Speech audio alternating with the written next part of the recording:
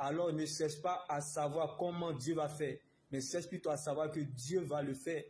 Car lorsqu'il t'attend la tête, il compte sur lui-même pour t'accompagner. Donc si c'est à cause de toi, tu perdras la bataille, mais à cause de Dieu, tu gagneras le combat. Car lorsqu'il révèle un fait, il va jusqu'au bout de sa délivrance complète. Il est celui qui voit la fin avant le commencement. Dieu ne peut jamais mal finir ce qu'il a bien commencé. Il ne commence jamais quelque chose sans l'achever. Jésus-Christ est la finalisation de ce qu'il commence.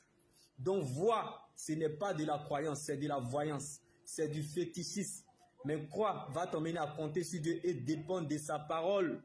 Comme Josué, quand on compte sur Dieu et dépend de sa parole, on ne s'attend pas à la facilité. Mais on se sent à l'aise dans l'épreuve. Car l'épreuve nourrit la foi et la foi nourrit Dieu.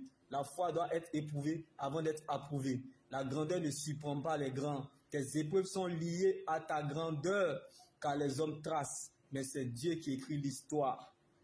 Quand les hommes sont témoins, c'est fort. Mais quand Dieu est témoin, c'est encore plus fort. Quand Dieu reproduit le même miracle dans la vie d'une personne, il exagère dans la bénédiction. La meilleure prédication est votre propre histoire avec Dieu. D'où dans les moments sombres, vous l'avez connu, expérimenté et découvert comme David dans la vallée. Tu n'es pas en train d'écrire la dernière page de ta vie. C'est juste une période de la vie et non la fin de ta vie. Certes, tu ne peux plus retrouver l'étape que tu as perdue, mais tu peux quand même réécrire une nouvelle page avec Dieu.